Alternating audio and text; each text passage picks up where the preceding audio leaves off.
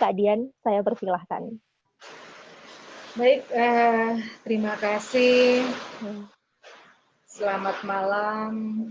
Assalamualaikum warahmatullahi wabarakatuh. Shalom, Om Swastiastu, Namo Buddhaya, salam kebajikan dan rahayu. Sebelum saya memulai apa yang akan saya paparkan, saya mau tes dulu suara saya cukup terdengar dengan baik kan? Karena ini lagi hujan Cukup. ya? Sangat jelas sekali.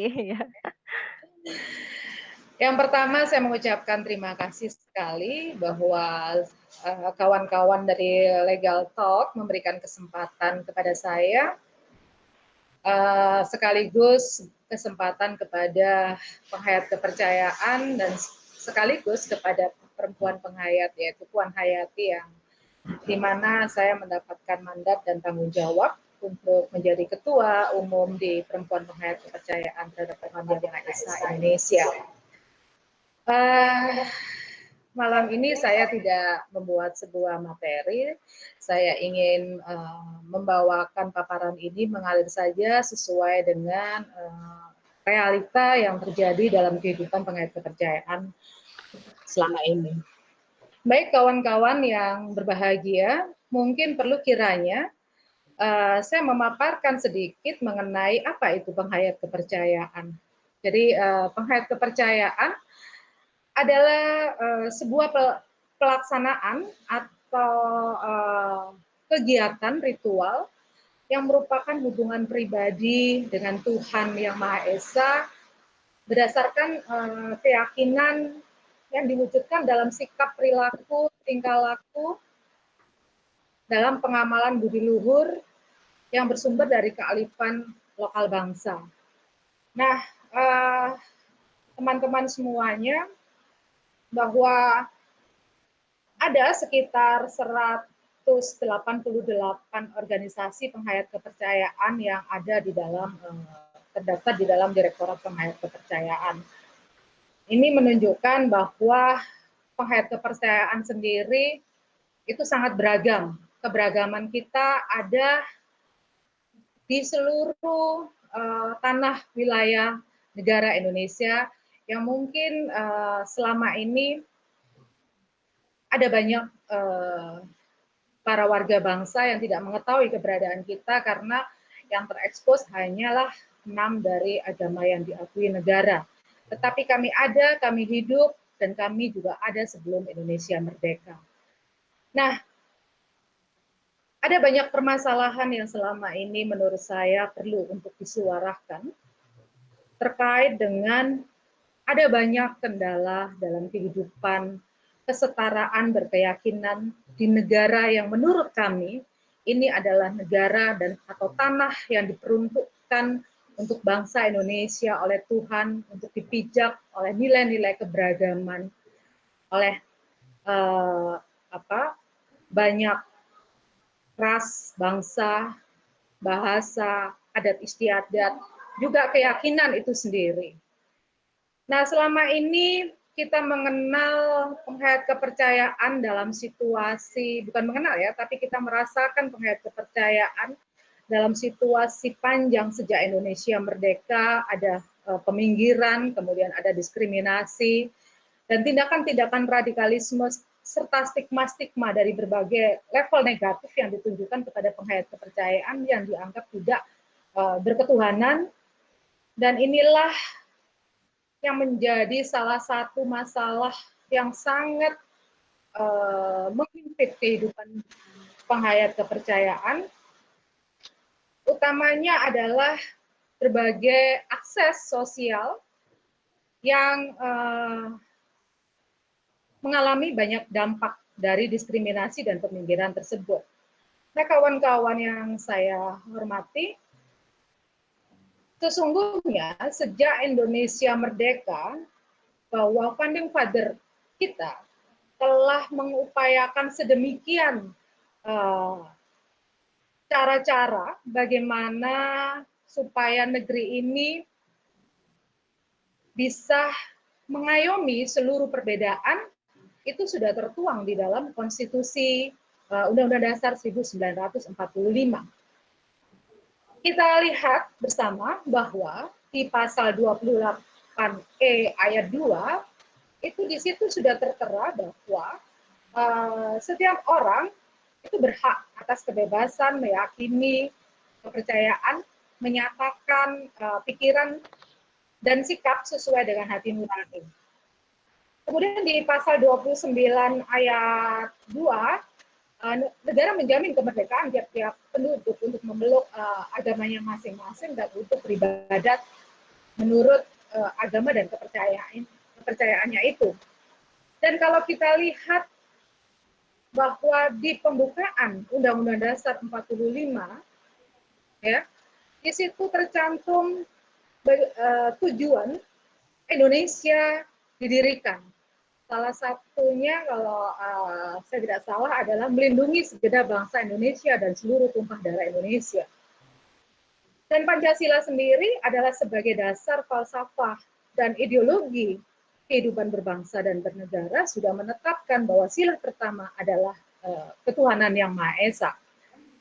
Saya kira fondasi dasar yang dicetuskan oleh founding father kita itu sudah mengisyaratkan bahwa seluruh keragaman itu bisa hidup damai di negeri yang kita cintai bersama tanpa ada pembedaan masalah, utamanya masalah keyakinan. Penghayat kepercayaan sendiri lahir dan tumbuh dari kearifan lokal Nusantara dan berakulturasi dengan budaya kearifan nilai-nilai luhur bangsa. Kami mengaplikasikan rasa kesetiaan dan ketaatan kami kepada Sang Pencipta dengan keyakinan yang mutlak dan bersembah sujud kepada Tuhan yang Maha Esa, Tuhan yang satu. Di dalam bahasa yang sering kami pakai adalah manunggaling kawulolan Gusti. Bagaimana menyatunya zat Tuhan di dalam kehidupan manusia. Kemudian bagaimana kita juga diwajibkan untuk menjaga harmonisasi antar sesama manusia dan makhluk ciptaannya, menumbuhkan rasa welas asih, gotong royong, keposliro, dan selalu menjaga serta menjunjung tinggi merawat alam semesta tempat kita berpijak dalam sebuah harmonisasi yang saling memberi, saling menerima, dan saling menjaga dalam wujud Mahayu Bagyo Bawono. Kemudian selalu berbuat kebajikan supaya di akhir kehidupan kita juga bisa kembali kepada Sang Pencipta yang biasa kita sebut dengan Sang Pantaraning Dumadi. Sekilas itu gambaran inti dari apa yang disebut penghayat kepercayaan, bahwa kami memiliki nilai-nilai kearifan, nilai-nilai luhur yang harus dan merupakan sebuah kewajiban untuk menjalankan dharma suci di dalam kehidupan bersama sesama. Dan kami menyembah Tuhan yang Maha Esa sama seperti kawan-kawan atau saudara-saudara kami yang lain. Tetapi ternyata ada situasi di mana begitu sangat lama sekali kita mengalami peminggiran, mengalami diskriminasi, sampai kepada kita sadar, ya, mungkin di tahun 2006 saat munculnya waktu itu Undang-Undang Nomor 23 tahun 2006 tentang administrasi kependudukan, di mana kesadaran kami bahwa identitas penghayat kepercayaan harus ada tercantum di dalam kartu tanda penduduk. Saat itu negara memberikan ruang dengan mengosongkan kolom agama di KTP dengan tanda strip. Tapi rupanya teman-teman, di awal perjuangan itu, kebijakan itu membawa dampak dan membawa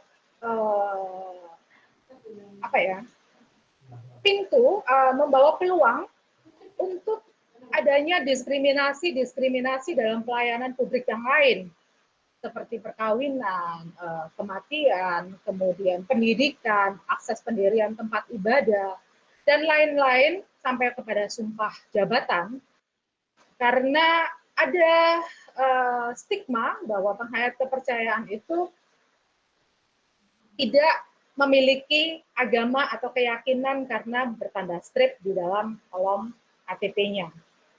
Nah, perjuangan demi perjuangan dilakukan oleh penghayat kepercayaan untuk terus berupaya mendapatkan seluruh hak-hak keluarga negara, hak-hak konstitusi, hak-hak pelayanan publik, hingga pada hari ini saya mencoba untuk menjelaskan beberapa payung yang melindungi penghayat kepercayaan sebagai regulasi yang harusnya ketika regulasi ini sudah diberikan oleh negara, maka seluruh pelayanan kesetaraan itu harusnya juga berdasarkan aturan dan regulasi yang sudah ada.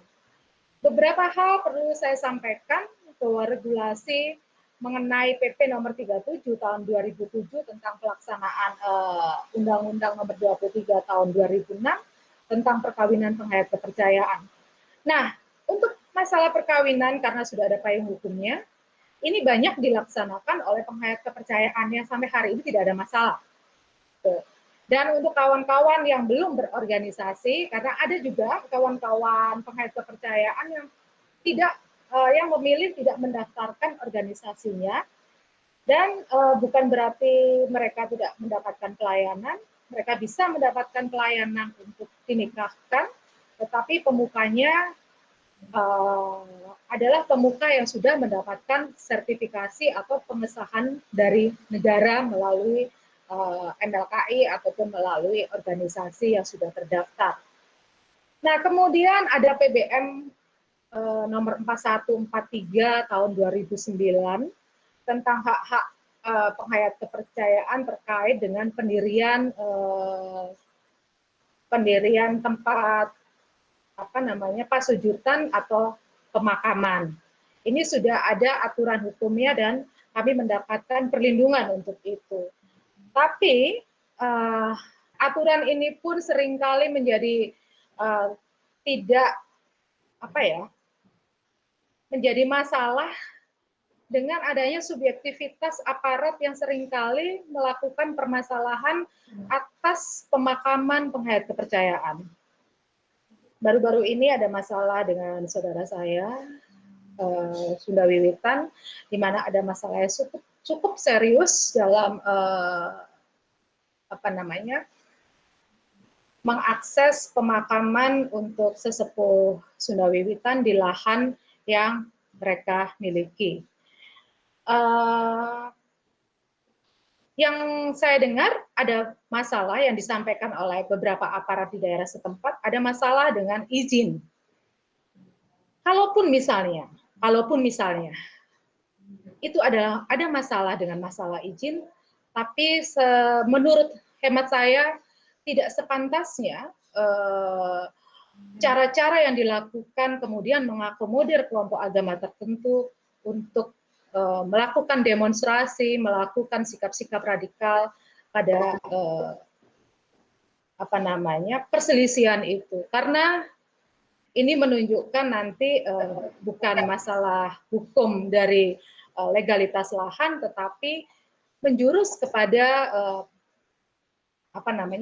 konflik antar keyakinan.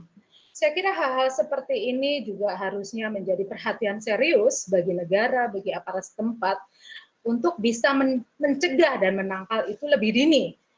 Nah, ini hal yang sangat saya sayangkan kemarin itu terjadi kepada saudara saya di Sunda Wiwitan. Kemudian kawan-kawan, di tahun 2017 ada di tahun 2016 ada Permendikbud nomor 27 yang memberikan akses kepada anak-anak didik penghayat kepercayaan.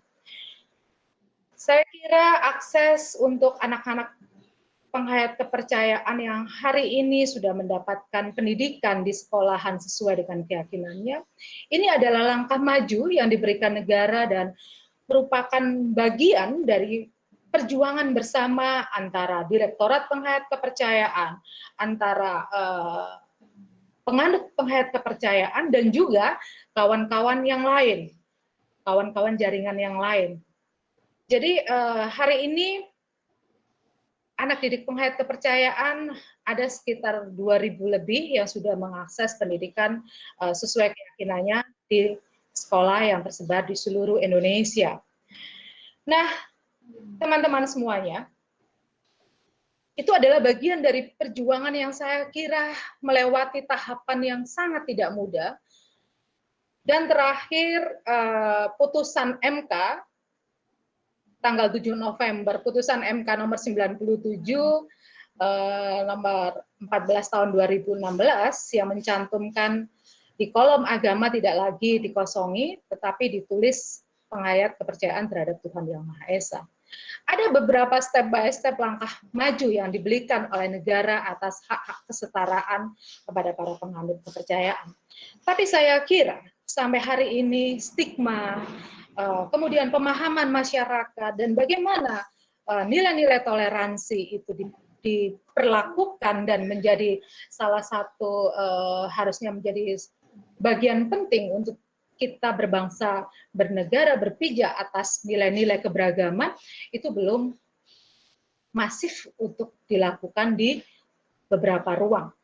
Artinya masih banyak subjektivitas aparat yang masih tidak memandang regulasi sebagai payung hukum, sebagai cara untuk melakukan pelayanan yang setara kepada penghayat kepercayaan.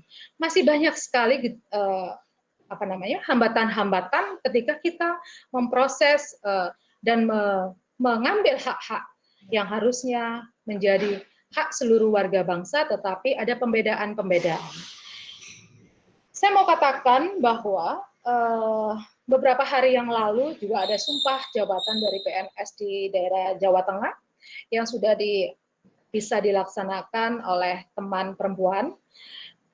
Di sana dia melaksanakan sumpah atau janji PNS itu dengan menggunakan sumpah penghayat kepercayaan. Nah, di satu sisi kita menemukan peluang-peluang yang bisa kita dapatkan dengan seluruh pelayanan yang baik, tetapi subjektivitas aparat di sisi yang lain mungkin belum tercerahkan atau bagaimana ya, itu juga masih ada hambatan-hambatan yang terus kita melakukan pemantauan, melakukan advokasi, dan melakukan sinergi bersama untuk terus mengupayakan bahwa tidak ada satupun warga penghayat kepercayaan yang mendapatkan diskriminasi, mendapatkan peminggiran atas sebuah keyakinan. Saya kira hal-hal ini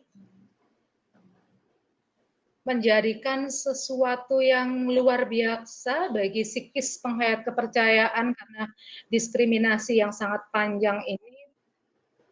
Kalau kita mau melihat lebih dalam bahwa sampai hari ini masih banyak penghayat kepercayaan yang double identitas, belum berani membuka jati dirinya sebagai seorang penghayat, itu juga tidak lepas dari bagaimana negara memberikan kenyamanan, memberikan perlindungan hukum, dan memberikan kesetaraan hak-hak itu terhadap penghayat kepercayaan sendiri.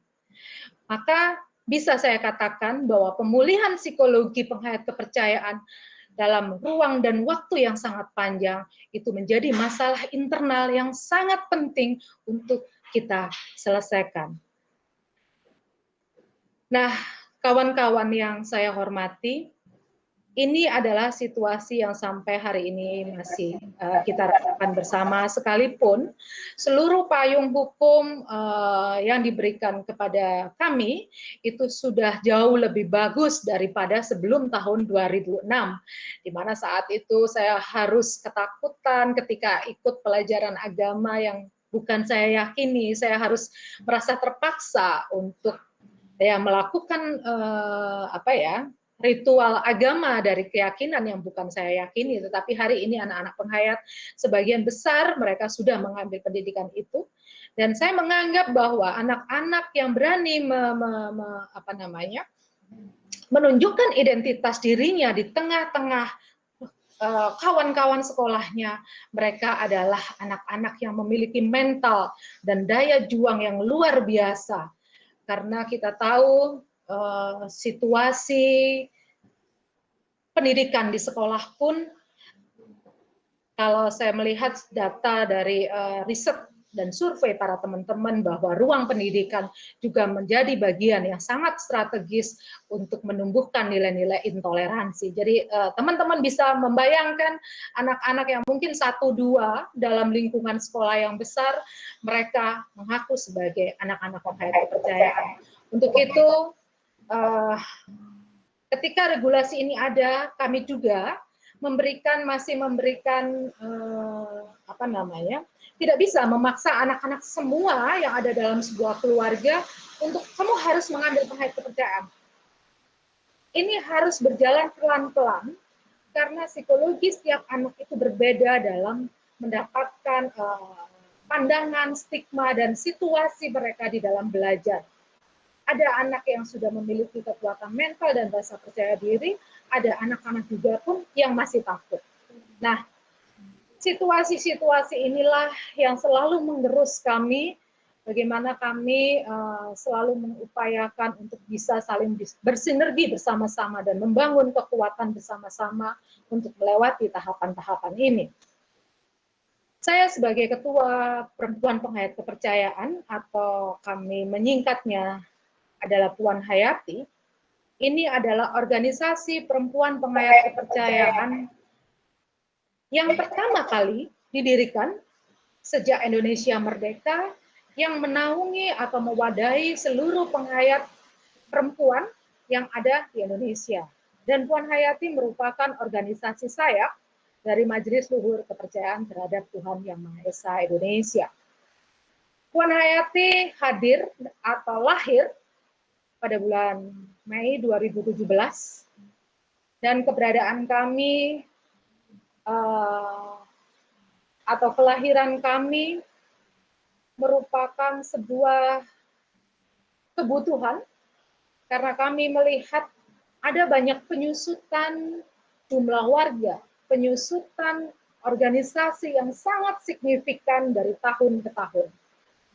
Penyusutan-penyusutan ini merupakan dampak dari banyak faktor. Salah satunya faktor eksternal, di mana ada banyak regulasi-regulasi yang saat itu menjadi belum memayungi penghayat kepercayaan.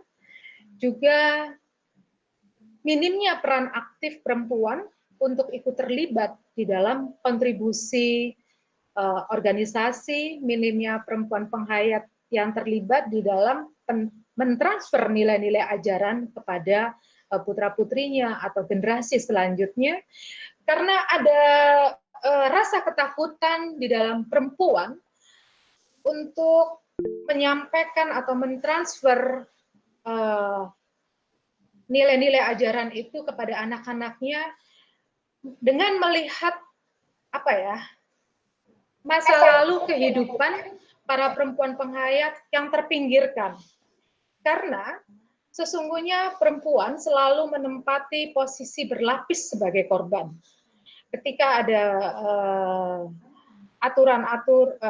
ketika ada peminggiran, ketika ada diskriminasi, ketika anak tidak mendapatkan pendidikan kepercayaan di sekolah, itu orang terakhir yang menjadi tumpuan dari seluruh mata rantai diskriminasi itu adalah perempuan.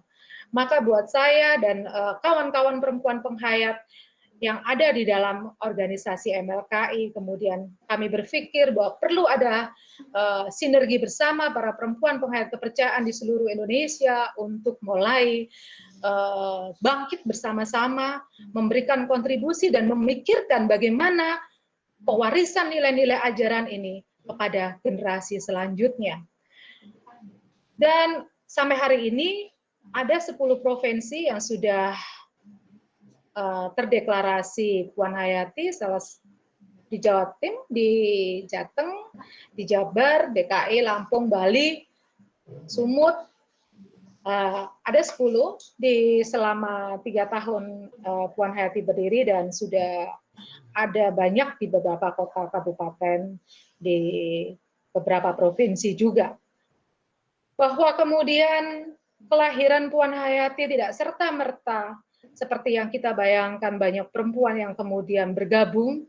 Saya kira ini bisa dipahami karena situasi panjang diskriminasi terhadap penghayat kepercayaan itu telah membentuk psikologi dan ada rasa kecemasan, kegalauan ketika identitas dirinya sebagai penghayat kepercayaan itu tampil dan terlihat oleh masyarakat. Nah, step by step kita melewati situasi seperti ini dengan terus memberikan motivasi, terus memberikan keyakinan kepada para perempuan-perempuan penghayat bahwa aturan-aturan hukum, regulasi yang diberikan negara sudah cukup untuk kita tidak perlu lagi bersembunyi di balik identitas kita yang sesungguhnya, tetapi mulai tampil ke permukaan, mengambil peran penting dalam pembangunan, memberikan kontribusi di dalam kehidupan masyarakat, dan utamanya adalah juga menjaga nilai-nilai budaya dan kearifan luhur yang dimiliki oleh bangsa Indonesia. Teman-teman yang saya hormati, itu adalah sekilas gambaran apa yang bisa saya sampaikan, fakta real yang terjadi di dalam kehidupan penghayat kepercayaan. Semoga ini bisa menjadi pemahaman kawan-kawan semuanya, dan semoga apa yang saya sampaikan lebih menumbuhkan rasa keberagaman di antara perbedaan-perbedaan keyakinan yang ada di negeri ini. Karena bagi kami, penghayatan nilai-nilai ketuhanan itu tidak akan membawa manfaat apapun bagi kehidupan ketika kita mengingkari nilai-nilai kemanusiaan dan mengingkari kebesaran Tuhan akan kekuasaannya terhadap keberagaman yang sudah diberikan oleh Yang Maha Kuasa. Saya kira demikian, terima kasih, selamat malam, dan rahayu.